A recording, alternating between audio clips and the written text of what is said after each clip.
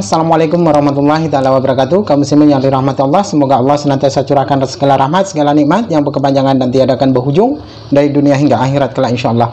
Kaum muslimin, semoga Allah pun kumpulkan kita ya beserta para nabi, beserta para orang-orang yang Allah kasihi, Allah cintai, Allah sayangi di bawah naungan aras Allah, di mana tiada naungan selain daripada naungannya insyaallah. Amin amin Allahumma amin. Kaum muslimin, hari ini saya akan mengunggah sebuah video dan akan saya komentari di mana video ini ya tentang manusia si laknatullah ya, tukang fitnah, dan dia adalah si tua bangka yang tidak tahu diri ya, yang hanya pandai berkilah. Memang benar-benar yang manusia yang sudah hilang akal kewarasannya dan juga sudah apa ya, menurut saya memang sudah sinting secara akut menurut saya, karena memang gimana ya, setiap argumen ataupun pernyataan-pernyataannya itu jauh dari akal kewarasan ya. Dikata majnun tidak juga ya kan, tapi dikata gila ya cemana, artinya dikata setengah-setengah pun tidak gitu ya, karena memang ini jelas faktornya ya, faktornya adalah faktor ekonomi itu. Jadi ya mati pun sampai-sampai dia tidak pikirkan lagi ya, karena memang manusia pengejar dunia ini seperti ini, dengan dalih maka agamaan untuk mengejar dunia ya, padahal apa yang dia dapatkan hanyalah HP ya. Ya mungkin ada yang lain-lain, hanya saja tidak sebanding jika kita bandingkan dengan akhirat gitu ya. Dunia ini apalah, hanyalah satu tetes dari sekelingking jari yang dimana jari kita celupkan di permukaan air ya kan, di permukaan air, di atas permukaan air yang ada di lautan. Jadi hanyalah satu tetes itu tadi dunia, isi dunia ini. Maka sangatlah merugi orang-orang seperti ini ya. Namun entahlah apa yang ada di dalam otaknya, sehingga mati pun otaknya minta didonorkan. Nah ini otak seperti otak dia ini didonorkan, ini apa yang menjadi sebuah kemanfaatan ya kan? Pandai pun tidak, pintar pun tidak, apapun hanya kebodohan yang ia ciptakan, apa pula mesti didonorkan masalah otaknya nih. Nauzubillah min zalik. Ya nih ya, seperti apa pernyataan-pernyataan si manusia laknatullah ini yang ada di video. Mari kita saksikan bersama. Ya, selamat pagi. Wah, jadi udah siap ngopinya Pak? Tadi sekalian sarapan atau ngopi doang? Ya, ngopi aja. Oh, belum sarapan? Belum. Oke, jadi ini mantap nih, ini mantap Pak Ibnu Kalam sekarang punya handphone baru, sehingga kita komunikasi juga udah lebih gampang, nggak kayak kemarin yang agak lama delaynya ya. Ya. Sehingga ada informasi yang simpang siur karena adanya delay itu. Iya, jadi susah ngomong, susah komunikasi Pak kalau delay gitu. Ini HP baru ini nggak bisa nampak ya tipe apa ya? Maksudnya bagaimana? Yang HP baru Pak Ibnu Kalam beli ini tipe apa Pak? Samsung apa? Ya, Samsung 4 tablet. Tablet 4 ya? Ya. Oke, ini kan hasil yang donasi kemarin Pak ya? Ya, hasil donasi. Halo Pak? Ya, hasil donasi. Hasil donasi kemarin. Ini beli baru atau second punya handphone Pak? Second, karena kalau yang barunya lebih mahal lagi. Oh, beli yang second. Ya, yang second ini berapa memangnya Pak? Ya, harga 50%-nya dari 11 jutaan itu. Yang baru kan yang 11 juta. Yang ini second. Yang ini berapa? 5,5 juta atau 6 juta? Ya, sekitar itu. Karena anak saya yang pergi beli. Anak saya. Oh, anak Bapak. Oke. Cuman ini Pak Ibnu, donasinya berapa memangnya kok beli HP ini? Apa memang segitu atau mungkin donasinya lebih banyak gitu? Ya masih ada lebihnya sedikit untuk biaya-biaya membeli pulsa apa kan. Headset belum beli Pak, headset? Belum. Yang pendengar belum. Kemudian tempat duduknya ini kan dari karton ini. Tempat duduk HP maksudnya? Ya ini yang penyangga HP-nya ya. Ya penyangganya masih karton. Karena mejanya kan rendah ini. Oh ya, supaya pas ini ya bidikan kameranya ya. Ya. Oke. Pakai karton bekas. Yang penting kan bisa Pak, yang penting nggak jatuh, masih bisa pakai lah. Bisa. Syukuri lah gitu kan. Ya. Yang penting syukuri. Jadi harapan Pak Ibnu nih bagi yang nyumbang nih apa Pak? Apakah masih ada yang diperlukan sama Pak Ibnu selain HP gitu?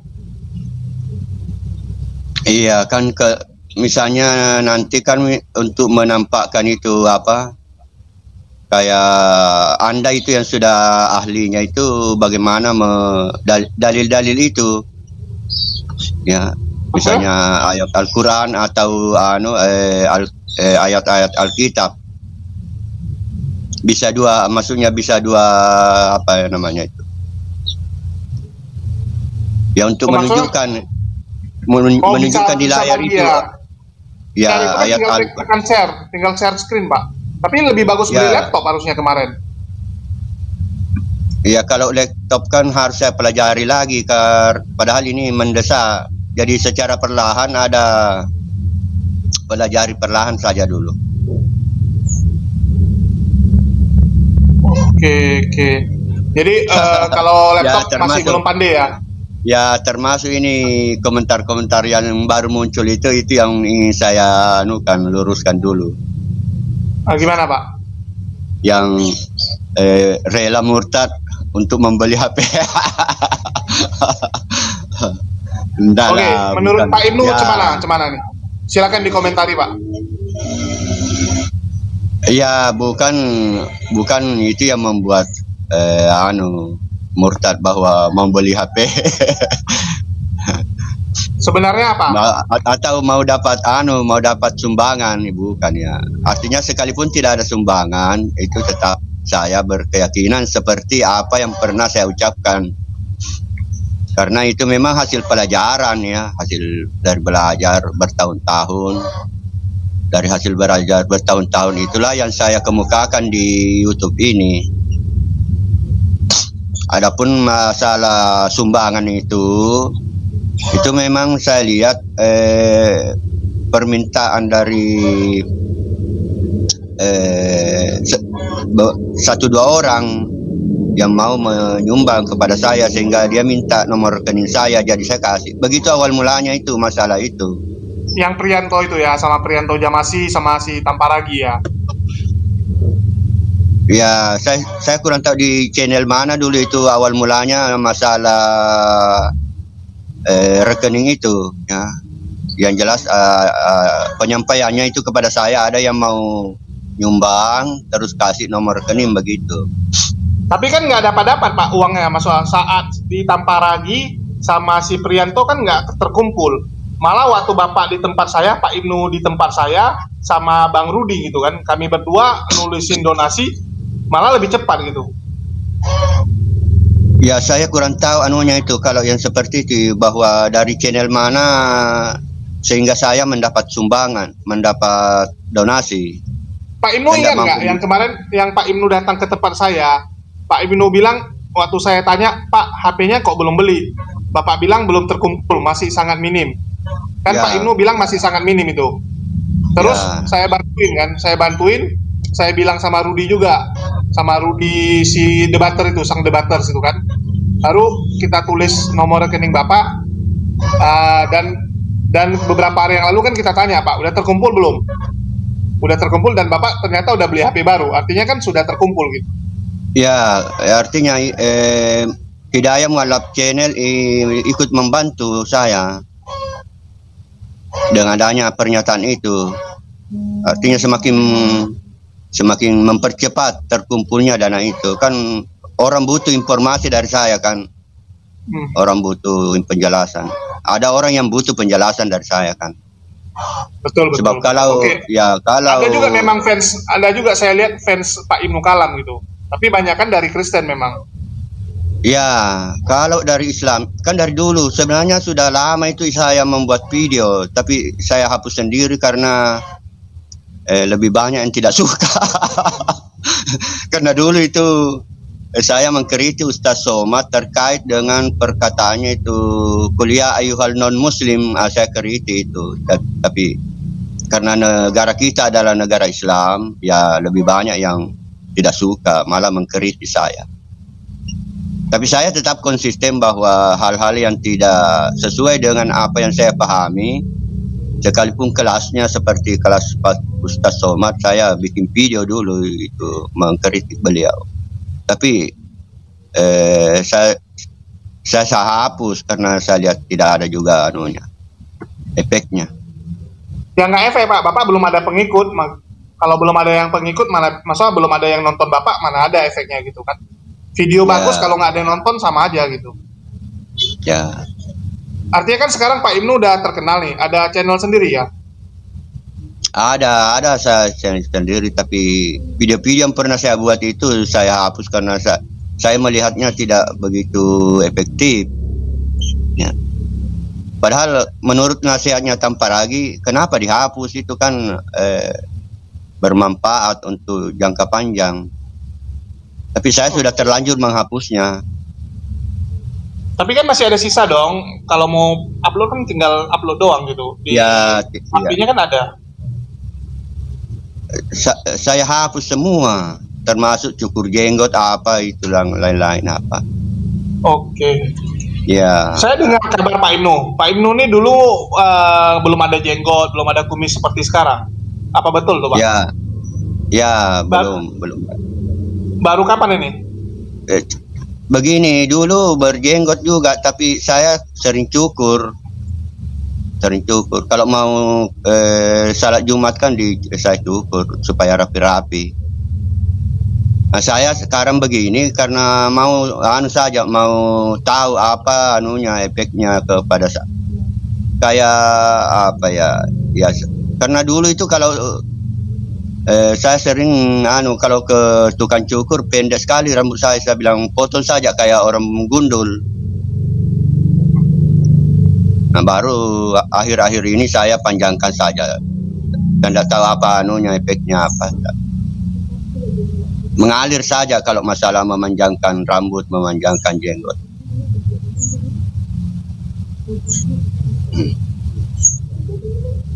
Oke, jadi ini Pak Ibnu ini mengalir aja. Jadi sekarang Pak Ibnu ini kan sebenarnya banyak orang nggak ngerti Bang. Sebenarnya Pak Ibnu ini agamanya apa Pak? Bapak mempercayai semua agama masuk surga.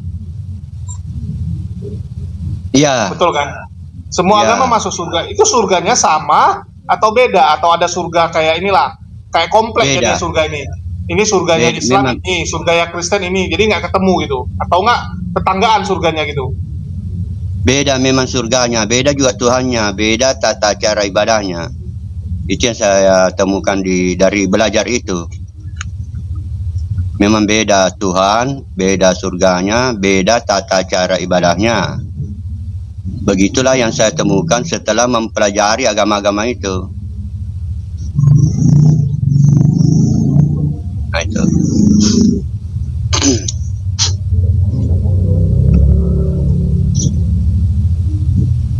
Ya, silakan. Oke, jadi menurut Pak Ibnu kan surganya beda nih Pak. Jadi surganya nih beneran surga atau Pak Ibnu ini cuma tebak-tebak gitu? Atau enggak, memang kalau dia begini, Pak Ibnu kalau percayai gitu? Pak Ibnu percaya kalau surga itu ada?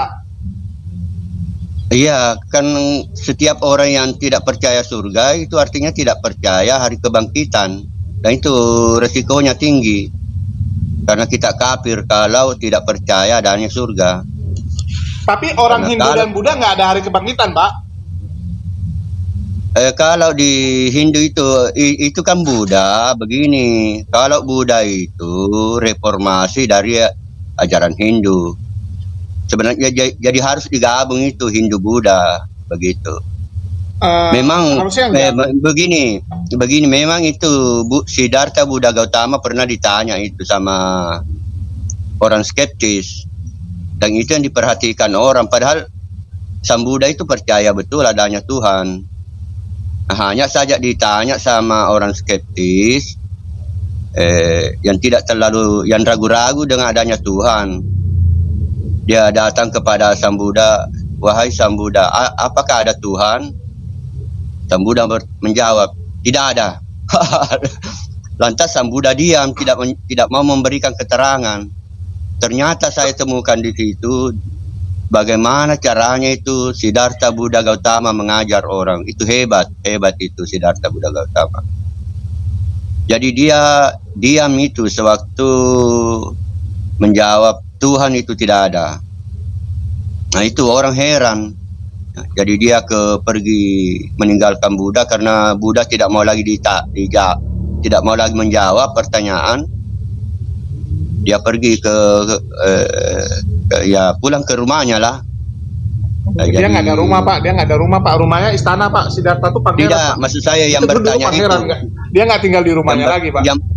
Yang bertanya itu. Oke. Ya, jadi gini, yang Pak bertanya itu pulang ke rumahnya. Kalau Sang Buddha tetap.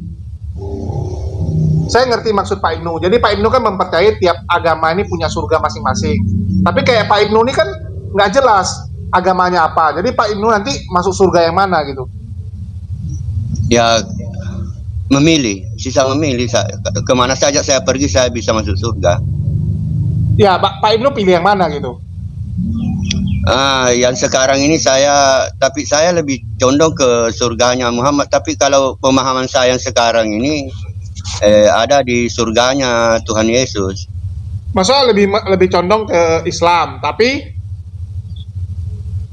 Ya kalau dari segi memahami Tuhan itu lebih lengkap di Alkitab. Iya sekarang kan pilihan di tangan Bapak nih Pak Ibnu. Bapak bilang surga tuh setiap agama ada surga.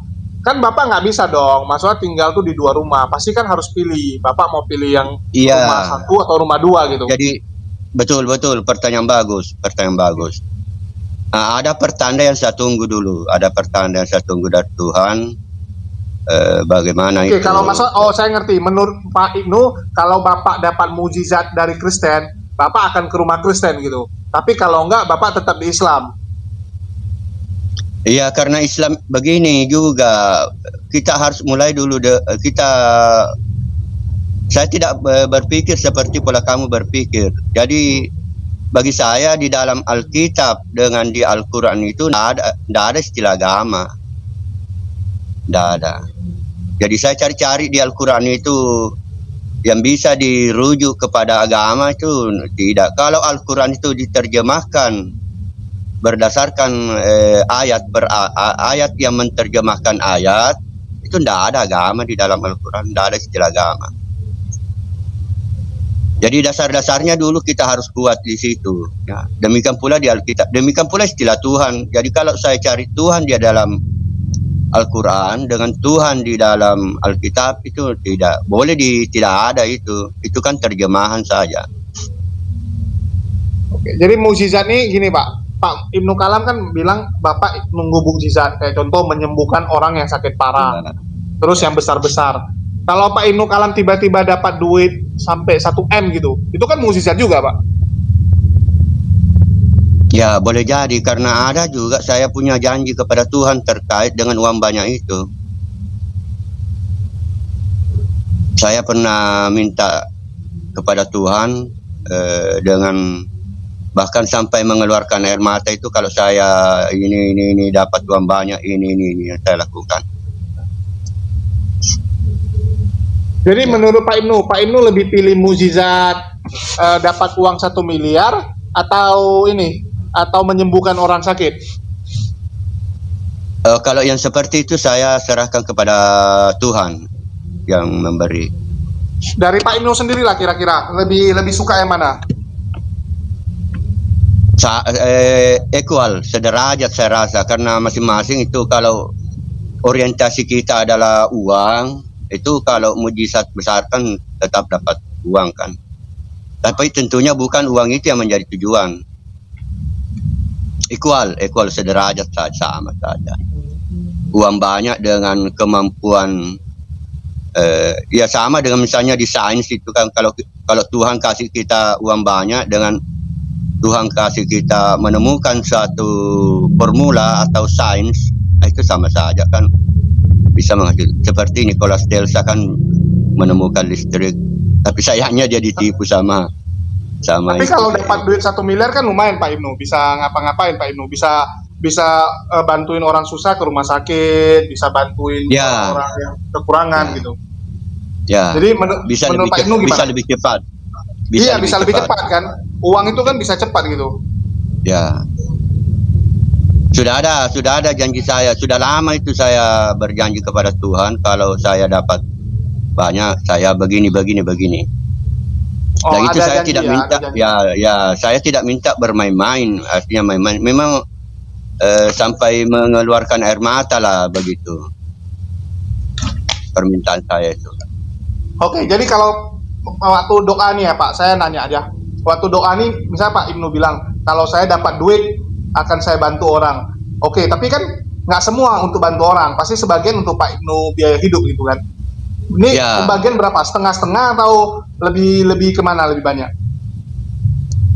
Belum terpikir ke situ, belum. Saya tidak memperincinya seperti itu. Oh, biasa kan harus rinci juga Pak. Misalnya Bapak dapat 1 M, berapa yang Bapak sumbang, berapa yang Bapak pakai? Belum terpikir, tidak terpikir saya ke situ. Oh, kalau ini udah terpikir belum Pak?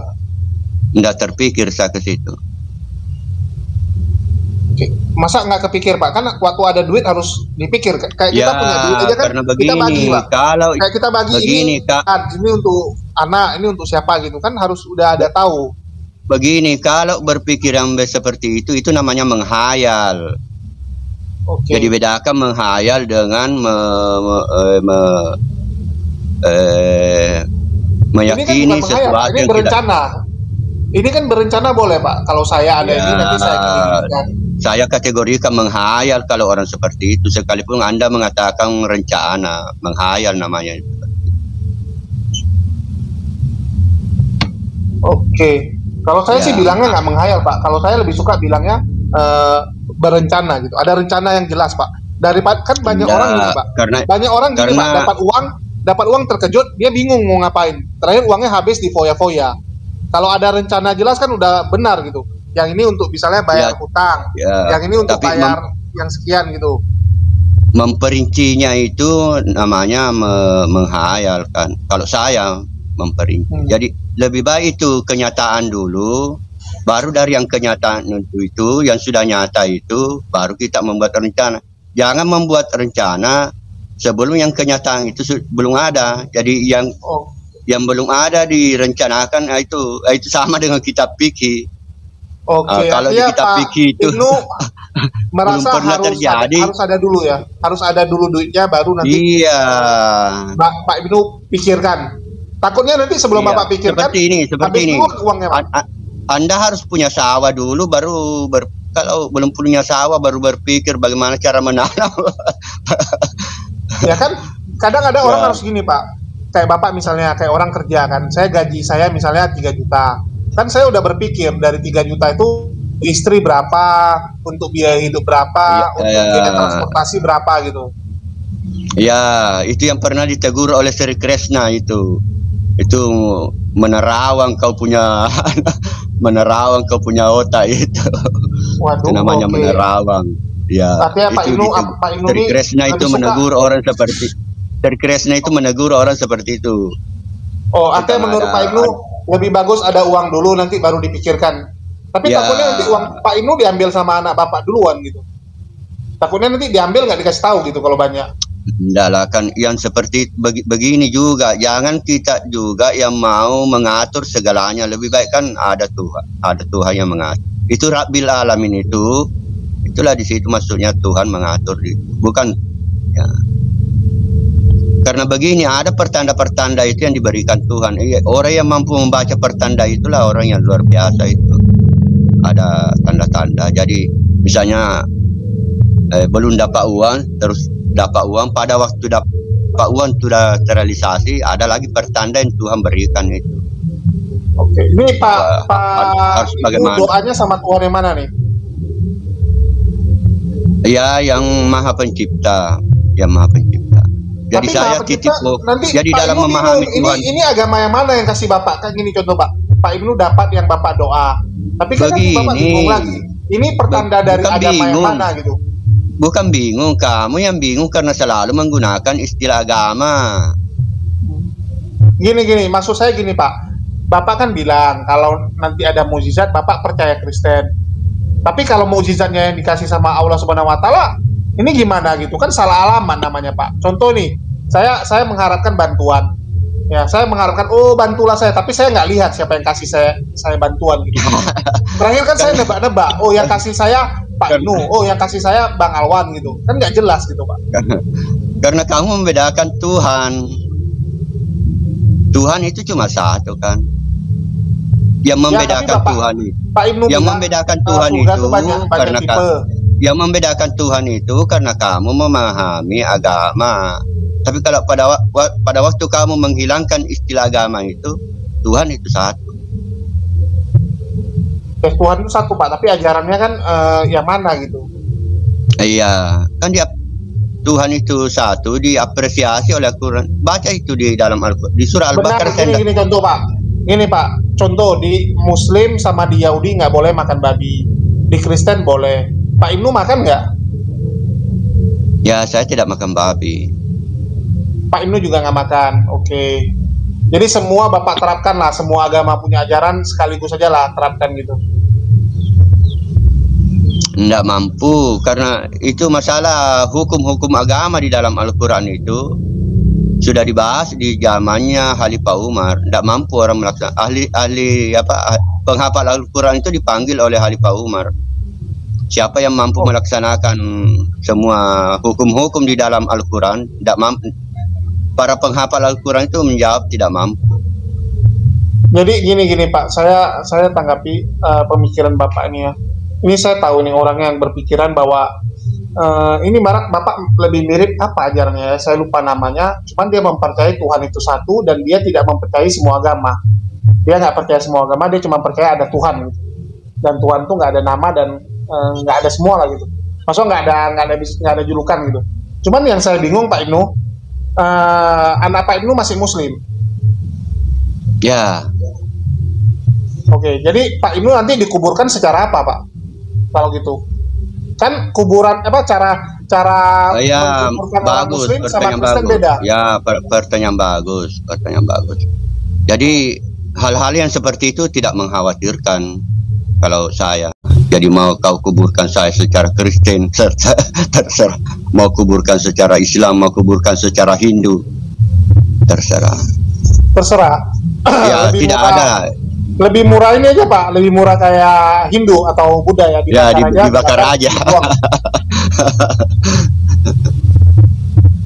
Enggak mengkhawatirkan saya masalah-masalah seperti itu. Enggak. Itu kan ya tapi kan Bapak harus jelasan Pak, Bapak kan nggak berpatokan sama satu agama. Kan minimal Bapak pesankan dulu dong sama keluarga Bapak. Nanti ya bisa juga saya berwasiat kan, tapi harus wasiat dulu. Ya. Kalau enggak nanti mereka salah-salah kan kalau Bapak nggak wasiat gitu.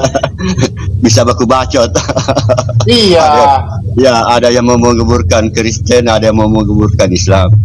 Takutnya nanti nggak dikuburkan Pak. Nanti terakhir Bapak dibuang pula gitu. Kan lebih murah gitu, tinggal buang kan cepat gitu. Iya bener aja loh. Iya kan dibuang ke laut lebih murah gitu kan. Ya dimakan ikan. Iya dikasih makan ikan gitu kan lebih murah kalau bicara murah gitu. Enggak lah. Jadi kalau orang seperti saya enggak merasa khawatir hal-hal yang seperti itu. Oke, jadi saya bingungnya gini Pak Ibnu. Ini kan Pak Ibnu ini dulunya kerja apa sih sebenarnya Pak sampai bisa seperti ini? Dulu Pak Ibnu waktu muda kerja apa nih? Kerja apa? Ya mengajar. Setelah selesai kuliah mengajar. Mengajar di mana, Pak? Mengajar di sekolah agama. Jadi sekolah begini, sekolah di mana saya belajar dulu itu, sekolah agama itu, kembali saya mengajar di situ. Sekolah apa nih, Pak? Ini Bapak PNS atau apa gini? Pendidikan guru agama 4 tahun, Muhammadiyah. Oh, Bapak pernah mengajar di Muhammadiyah. Wah, luar biasa nih. Baru tahu. Ini ngajarnya Islam artinya kan? Waktu itu karena guru agama Islam sudah banyak, yang dibutuhkan itu guru fisika, kimia, biologi. Guru eksakta yang dibutuhkan waktu itu karena tidak ada. Oke. Pak, ini ada fans Bapak nih yang baru join nih, Pak. Ada fans Bapak nih, Karol Alwi ini fans Pak Ibnu nih. Silakan Bang Karol Alwi. Selamat. Terima kasih udah dikasih join. Oke. Halo, selamat pagi semuanya. Pagi.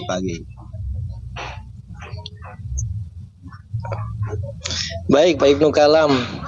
Salam juga, semalam tidak bisa join.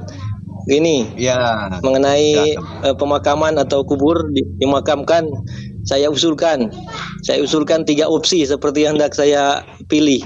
Seperti kalau saya itu, yang pertama jadi kadaver, jadi tubuh kita disumbangkan untuk tenaga medis, calon-calon dokter. Tapi itu kalau ada juga yang begitu itu. Yang orang-orang yang berjiwa kedua, besar donor itu organ. Dia sumbangkan matanya. Kedua, donor organ. Ya. Yang kedua, donor organ. Dan yang ketiga, seperti yang tadi dikatakan dikremasi, tetapi sepertinya kalau kremasi ini jelek untuk efek rumah kaca, untuk pemanasan global. Beda Pak Karol. Kalau yang teknologi udah bagus udah enggak. Kalau yang bagus, syukur. Amin. Kalau yang udah bagus enggak? Cuman mahal. Mahal. Oven yang bagus. Pak Ibnu Kalam tidak makan kelelawar juga ya, Pak Ibnu Kalam. Tidak makan kelelawar, babi dan sebagainya. Ya. Bagus, sip. Ini Karol, bagus. Bang Karol rencana kalau meninggal itu juga ya? Pilihannya 3 itu. Iya, 3 opsi. 3 opsi tadi. 3 opsi sekaligus. Waduh. Gitu. Itu, Pak Karol artinya itu perlu mengarah ke agama bukan Pak? sekedar wasiat, itu memang perlu apa? Berwasiat lah, memang harus wasiat. Iya, itu perlu apa namanya? Notaris. Perlu notaris yang gitu-gitu. Bukan sekedar wasiat. Wow, ini luar biasa nih, Bang Karol masih muda udah mikir sampai ke sana. Otaknya jangan didonorkan. Hebat juga itu pertanyaan. Ya kalau otak saya didonorkan sama orang lain kan dari muda sudah ilmunya belajar. sama dengan saya. Otak nanti jadi makanan pula, Pak, di nasi Padang. Bagus juga kan? Waduh. Baik, terima kasih sudah join ya, Bang HMC. Sepertinya ada Bang Alwan atau Ustadz Alwan. Ya, saya pamit ya. Terima kasih. Salam Pak Ibnu. Salam semuanya, salam damai. Nah, demikian tadi sebuah pernyataan dari manusia kaleng ini ya, manusia kardus ya, berotak karton ya, berakal kardus ya, seperti ini. Apa yang dia sampaikan semuanya tidak ada kemanfaatan dan tidak ada kebenaran di sana. Sikit pun tidak ada kebenaran apa yang dia sampaikan, karena memang segala sesuatu yang tidak didasari dengan akal sehat, maka inilah yang akan terjadi ya. Dikata waras tidak, dikata gila pun entah juga ya, dikata setengah-setengah pun tidak juga itu.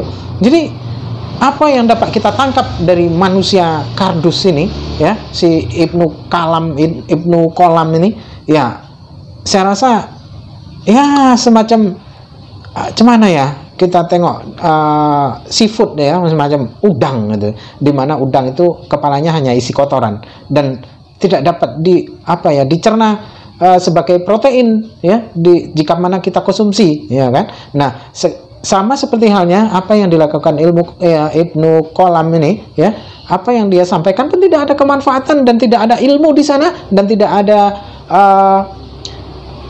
pengajaran yang dapat kita petik dari setiap untayan-untayan katanya, setiap penyampaiannya ya, hanyalah sebuah kalimat-kalimat yang tidak bermakna ya, dan hanya membuat dosa itu. Jadi tidak ada kemanfaatan yang dapat dipetik dari lesannya, yang keluar dari lesannya. Maka benar apa kata guru kita Ustadz Zulkifli M. Abbas, dia hanya berkata-kata bak mulut, bak pantat ayam, ya. Kalaupun bahasa Bugisnya pantat ayam gitu, pantat tuh pantat ayam gitu. Jadi benar adanya apa yang Ustadz Zulkifli M. Abbas itu sampaikan, karena memang tidak ada keilmuan sama sekali di sana, ya, hanya membuat fitnah, dan setiap argumen-argumennya tidak ada yang berisi sama sekali, ya, hanyalah kotoran-kotoran, ya, kotoran-kotoran yang sifatnya sampah, tidak ada guna, tidak ada dapat kita petik hikmahnya. Oke, demikian saja yang dapat saya sampaikan hari ini tentang video ini. Saya akhiri, wassalamualaikum warahmatullahi taala wabarakatuh.